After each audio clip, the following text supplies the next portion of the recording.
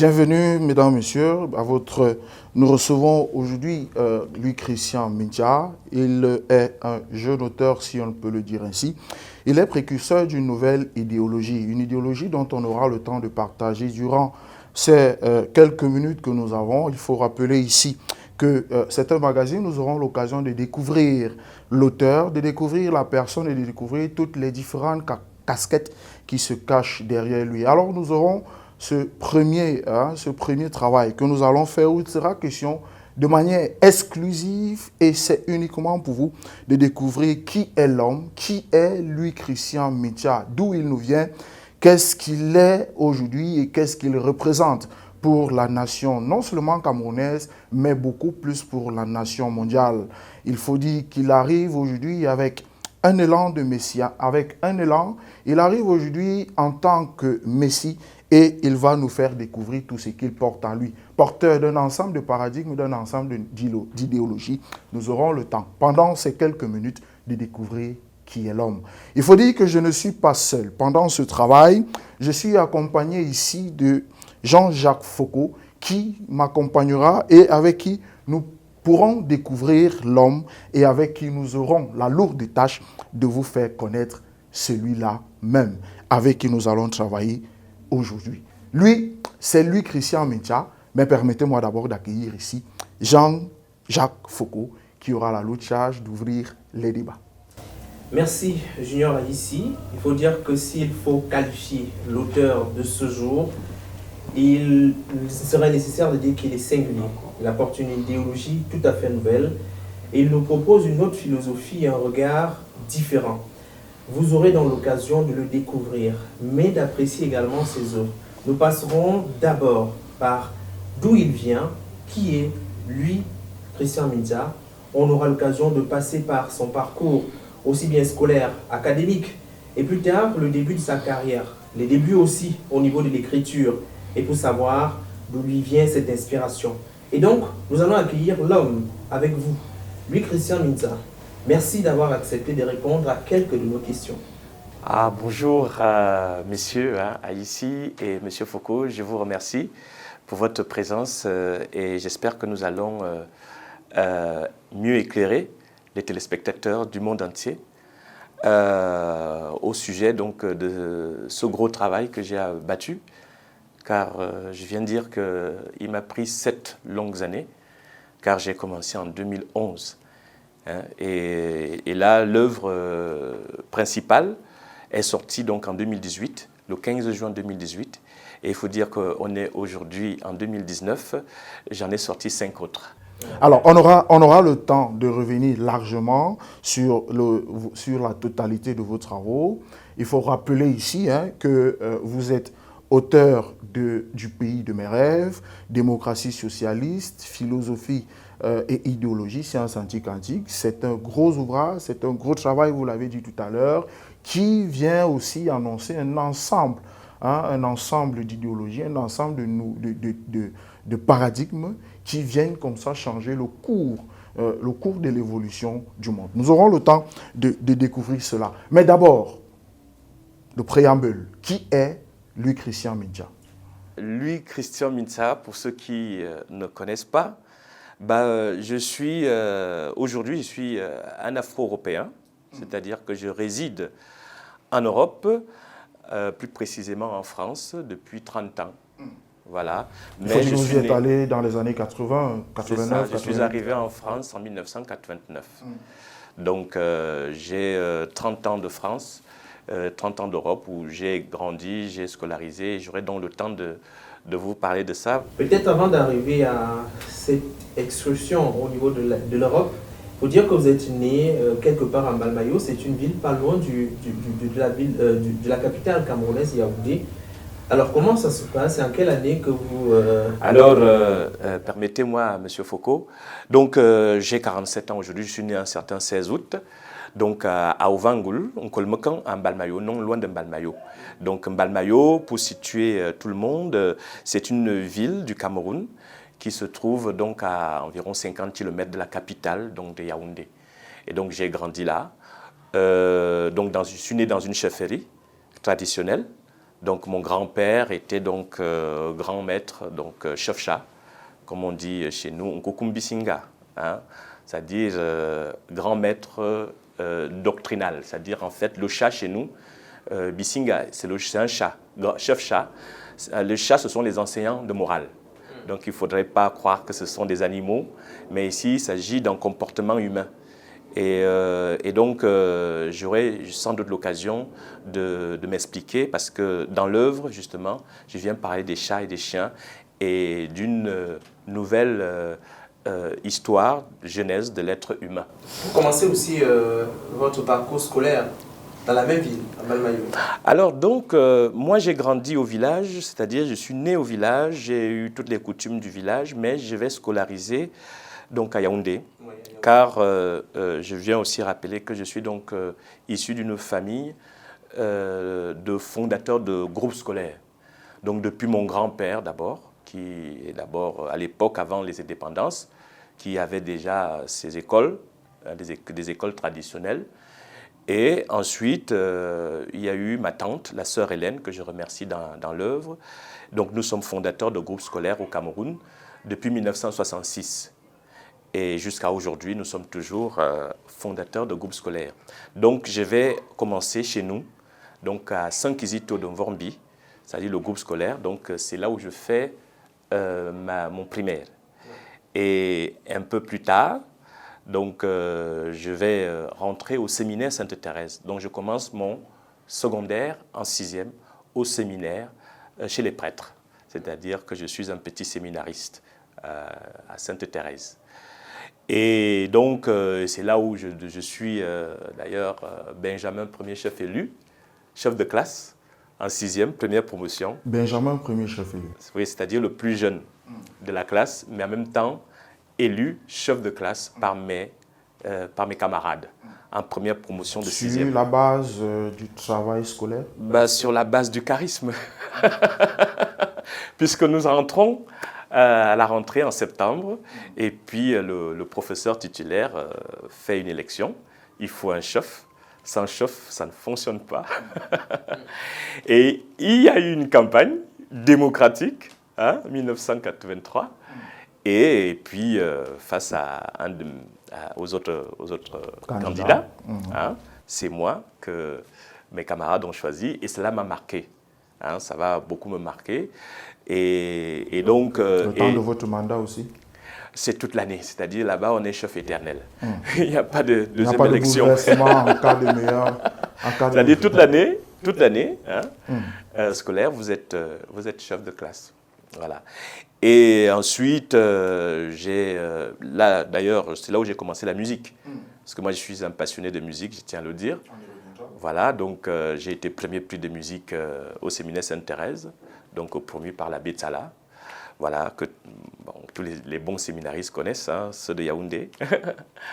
Et donc ensuite, je vais faire le collège Vogt, collège François-Xavier Vogt, donc où j'atterris.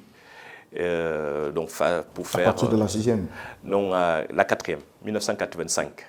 Donc 1985, j'atterris au collège Vogt et je vais également briller hein, de présence dans la musique, mais également en direction de l'école. C'est-à-dire que je deviens chef de classe, pareil, et en 3e, nous allons gagner même la présidence du collège Vogt en étant en 3e, j'avais 14 ans.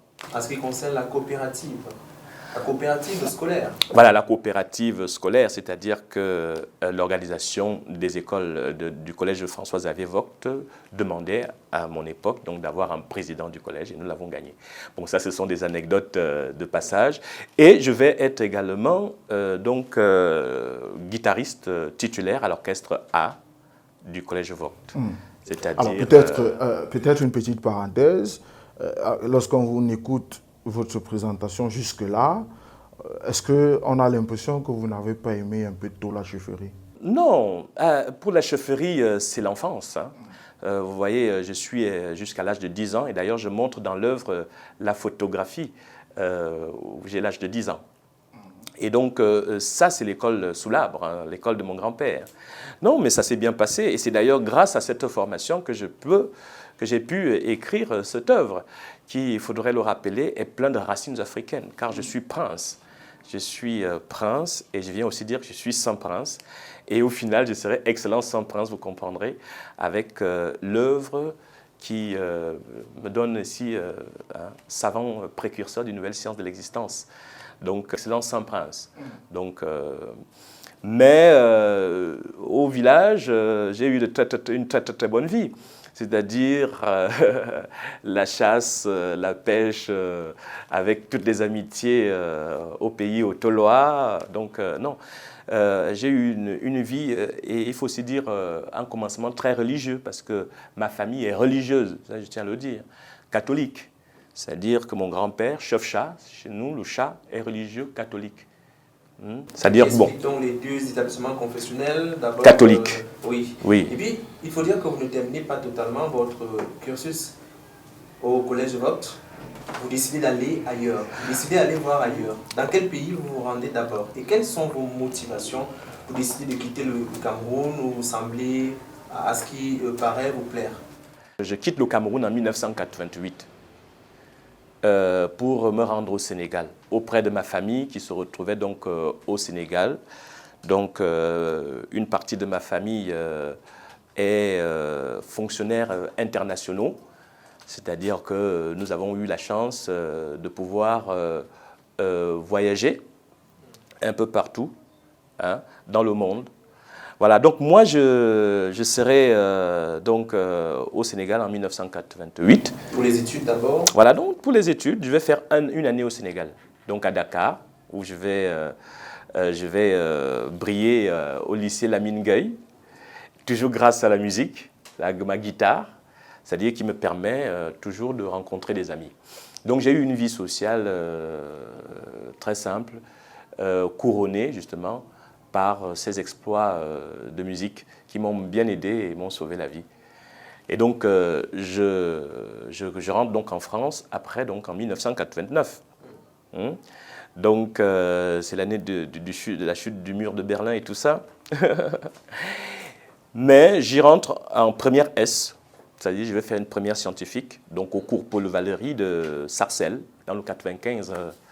Le département 95 en France, hein, en Île-de-France on dit, et je vais faire ma terminale, une terminale C scientifique cette fois-là, au lycée Paul Éluard de Saint-Denis, hein, et je salue tous les Dionysiens d'ailleurs, et monsieur Rosenfeld, qui était mon sacré professeur de mathématiques, qui est l'un de mes pères, l'un de mes papas, parce que pour moi, les enseignants, ce sont mes pères et mères. Hein, ils nous ont fait grandir, il m'a fait grandir. Donc, je fais donc la terminale C, j'obtiens le bac, hein, avec 100 mentions quand même, mais un bon bac. Mais j'avais fait une très bonne année. Je rentre donc en mathématiques supérieures au lycée Le Corbusier, c'est-à-dire classe préparatoire aux grandes écoles, puisque j'étais quand même dans les meilleurs de ma classe en terminale C. Je vais faire mathématiques supérieures et ensuite mathématiques spéciales. Et pour finir mon parcours académique, je vais le terminer donc à l'école spéciale des travaux publics du bâtiment de l'industrie de Paris, l'ESTP, donc des grands bâtisseurs de France. Donc ça, c'est mon parcours académique qui s'achève là. Moi, on a l'impression que tout semble s'être déroulé comme sur des roulettes. Est-ce qu'il y a eu des moments où... justement, ce que je n'ai pas dit. Après, on doute. Quelles sont les difficultés que vous avez rencontrées d'abord au Sénégal et un peu plus tard en France? Non, mais les difficultés, franchement, je les ai connues comme tout jeune homme. C'est-à-dire, d'abord au Cameroun, s'il faut commencer à parler des difficultés, j'ai été victime du stri inverse opposé, c'est-à-dire j'ai été victime d'une attaque de sorcellerie. Ah, ce qui explique votre départ pour le Sénégal. Ce qui explique donc mon départ. Car je l'ai connu. Hein. Et c'est aussi le commencement, je dirais aussi, de mon parcours saint, de sainteté, c'est-à-dire de conscience sainte. C'est-à-dire que j'ai une conscience. C'est-à-dire que c'est de là que vous vient une certaine la première conscience de sainteté vient par là, mais je ne me je ne me dis pas saint. Je me dis quand même franchement exceptionnel un peu, car le Père va se manifester suivant ma demande. Je demande au Père de me libérer de ce mal-là, et que je n'ai pas besoin de médicaments ou quoi que ce soit. Et je pose un acte et puis le Père me libère. C'est-à-dire que je quitte un endroit à un autre, là où j'étais malade, je rentre à la maison, je ne suis plus malade. Et c'est là où j'ai commencé véritablement non seulement à remercier le Père, hein, le remercier et prendre conscience que ma volonté pouvait me libérer des maladies, hein, c'est-à-dire des maladies qui ne sont pas maladies ordinaires au Cameroun en général. Et donc, par la volonté, par la prière, donc quand je dis prière ici, la volonté, j'ai demandé, j'ai parlé simplement comme je vous parle, mais de manière intime, hein, face au danger, et le Père m'a libéré. Et quand le Père me libère, je viens dire à ma mère, et ma mère était là d'ailleurs, alors je dis à ma mère qu'il vaudrait mieux que je voyage, hein, et que je quitte le Cameroun, parce que c'est le milieu dans lequel nous vivions qui était un peu contaminé. Donc on va dire qu'il était un milieu rat, on va dire comme ça, un milieu contaminé. Vous avez 12 ans. Vous avez 12 ans quand tout cela arrive. Alors j'ai 15 ans. 15 ans, exactement. 15 ans. Pour un jeune de 15 ans qui arrive au Sénégal, qui n'a aucun point de repère, comment ça se passe, l'adaptation? Justement, bon, alors moi j'arrive au Sénégal, il faut dire que j'appartiens au Sénégal à une classe aisée à peu près, c'est-à-dire une classe qui vit correctement, hein, puisque, comme je vous ai dit, et donc grâce à ma guitare, hein, parce qu'au Sénégal tout le monde parle Wolof, hein, alors Nangadef, Mangifirek, bon, au début on ne connaît pas, mais avec la guitare je me suis fait une place parce que les jeunes Sénégalais trouvaient que je chantais les chansons camerounaises super. Et je chantais également des chansons du zouk et tout ça. Hein, voilà. J'étais un homme de un jeune ordinaire. Hein, et ça s'est très très bien passé. Et c'est pareil en France. En France également? En France également. En France également, donc toujours ma guitare. Hein. Alors rapidement, comment on arrive à la littérature après tout cet environnement que vous venez de présenter? Alors, ici, la littérature, ici, c'est une réponse à un appel, un certain appel à faire quelque chose pour l'Afrique. Donc, il s'agit d'abord d'un langage intérieur où on se dit qu'il faut faire quelque chose. Mais alors, quand je dis il faut faire quelque chose, à la base, avec rien. C'est-à-dire, je n'ai jamais écrit de livre. Je n'ai jamais rien fait. Mais ce que je sais, c'est que je dois faire quelque chose. Absolument. Oui, je suis appelé à faire quelque chose. Alors, il faut comprendre que c'est une véritable vocation. Ce n'est pas seulement appel comme ça, c'est une véritable vocation qui prend du temps. Et c'est pour cela que j'évoque le commencement de la vocation ici, c'est-à-dire de la véritable interrogation. Donc, le 28 mai 1999, donc, lors de mon effusion de l'Esprit Saint, car je suis catholique, donc... Est-ce à partir de là que vous avez mis l'autre borne, du moins celle de l'émergence au 28 mai 2000? Alors, vous allez comprendre pourquoi je viens parler plus tard du 28 mai 2035, car la date du 28 mai correspond à la date où le Père m'envoie en mission. Le Père ici, je viens bien dire ici, c'est Dieu. Hein, c'est Dieu. C'est Dieu catholique, Dieu chrétien, Dieu et le Dieu tout court, parce que c'est le Dieu chrétien, Dieu musulman, Dieu tout court. Hein, il n'y a pas un Dieu chrétien et un Dieu musulman, c'est le même, c'est notre Père à nous tous. Donc il faut vraiment que les gens comprennent ça. Voilà, Zamba. Voilà, c'est le même, c'est Yahvé. Et le Père, donc, en lieu, donc ici je viens dire à la basilique du Sacré-Cœur de Paris. J'étais dans le groupe charismatique de l'Emmanuel. Et c'est là où le Père, à travers cette manifestation, vient parler aux autres. Et donc ce sont les frères qui m'entourent, qui disent ce que le père attend de moi. Voilà, et donc cela a été noté, et c'est là où ça a été très très clair, donc, où le père m'a envoyé en mission, donc en étant, il veut faire de moi son premier soldat pour l'Afrique. Et donc il faut dire que nous sommes en 1999, hein, et en 1999, j'étais donc justement dans les difficultés. Comme disait M. Foucault tout à l'heure, il voulait que j'éclaircisse un peu si je n'ai pas eu de difficultés. Oui, j'ai eu beaucoup de difficultés, car je me retrouve donc en Europe, je suis seul, sans père, sans mère, tout seul. Donc j'ai dû traverser, j'ai dû évoluer tout seul. C'est-à-dire, donc, je me retrouve après ma mathématique spéciale, je n'ai pas d'argent. Donc, je suis obligé de commencer une vie prématurée dans le monde du travail. Et je vous assure que j'ai tout fait. J'ai été balayeur de rue à Aubervilliers. J'ai été bagagiste à la Gare du Nord, la Eurostar, SNCF, Société nationale des chemins de fer de France. J'ai été distributeur de prospectus, c'est-à-dire que j'ai marché. J'ai marché, je connais tout Paris, c'est-à-dire que j'ai tout Paris et toute la région parisienne, j'ai pratiquement tout fait à pied. Je suis rentré pratiquement dans toutes les pièces. À aucun moment, vous ne vous découragez, vous continuez à tenir le bon bout, malgré les travers rencontrés en Europe? Disons que malgré tout cela, je vis très bien.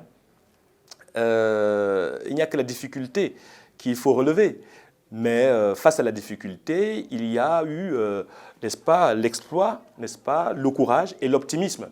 Donc, je n'ai jamais été pessimiste.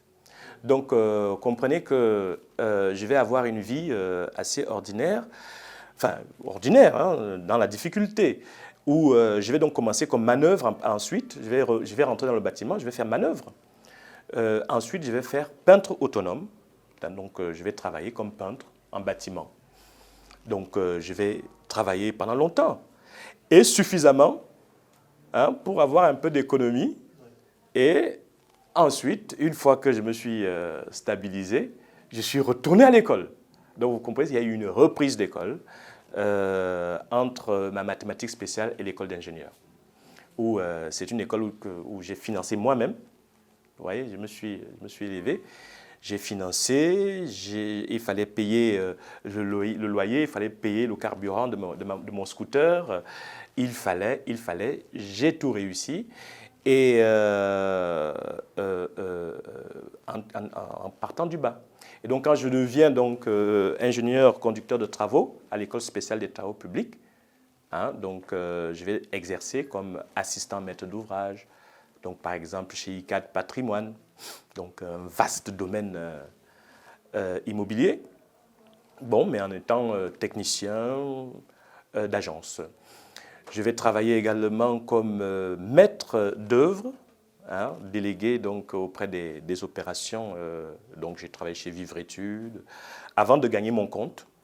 Donc, je vais travailler comme ingénieur conseil, à mon propre nom, mon propre compte, auprès des grands cabinets, comme RGS Ingénierie, cabinet MGS et comment avez-vous donc réussi à trouver le temps de mettre sur pied tout ce que vous allez nous présenter tout à l'heure, c'est-à-dire, par exemple, le pays de mes rêves et tout ce qui gravite autour de cette idéologie, si on peut l'appeler ainsi? Ce que je vais vous dire, surtout que le pays de mes rêves vient à partir de 2011. Mais comprendre, avant 2011, il y a eu 2009, c'est-à-dire mon déménagement au Cameroun.